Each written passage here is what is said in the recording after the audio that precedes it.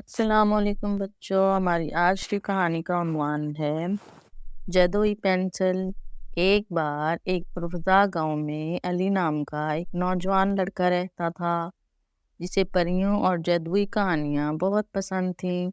اس لیے وہ کارٹون بھی ایسے ہی دیکھتا جس میں جادو اور پریوں کا ذکر ہوتا۔ وہ ہر وقت خیالوں کی دنیا میں مگن رہنے لگا تھا جو کہ حقیقت سے بہت دور تھی۔ مگر علی کے والدین اپنے بیٹے کے بارے میں بہت فکر مند تھے۔ انہوں نے علی کو حد سے زیادہ خیالاتی دنیا سے دور رکھنے کے لیے کوششیں شروع کر دیں، کیونکہ اسلام میں ان کے قائد کو دیکھتے ہوئے جہاں جادو کو حرام سمجھا جاتا ہے۔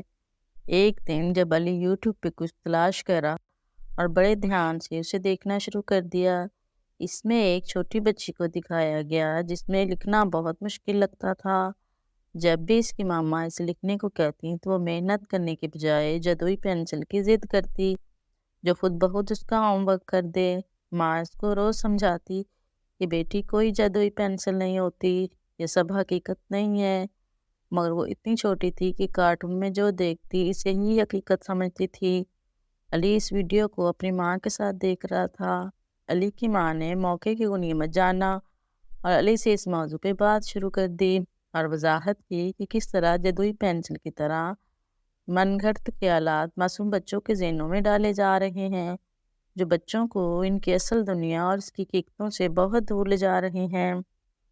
علی کی ماما نے علی کو فکشن اور حقیقت سے موازنہ کرتے ہوئے سمجھایا کہ آپ کارٹون دیکھو، مگر ایسے کارٹون جس میں علم اور عمل کی بات ہو، اپنے عقائد کی بات ہو۔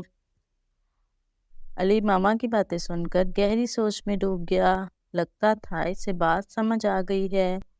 علی اب بھی کارٹون دیکھتا تھا، مگر پریوں اور جادو سے ہٹ کر ایسے کارٹون جو اس کے اقدار سے ملتے جلتے اور اسے علم و عمل کی باتیں سکھاتے تھے۔ یوں اس جادوئی پینسل کی وجہ سے علی نے ہمیشہ کے لیے اس طرح کی کہانیوں سے توبہ کر لی۔ کیا آپ بھی جادوئی کہانیاں دیکھتے ہیں؟ کمنٹ باکس میں ضرور بتائیں۔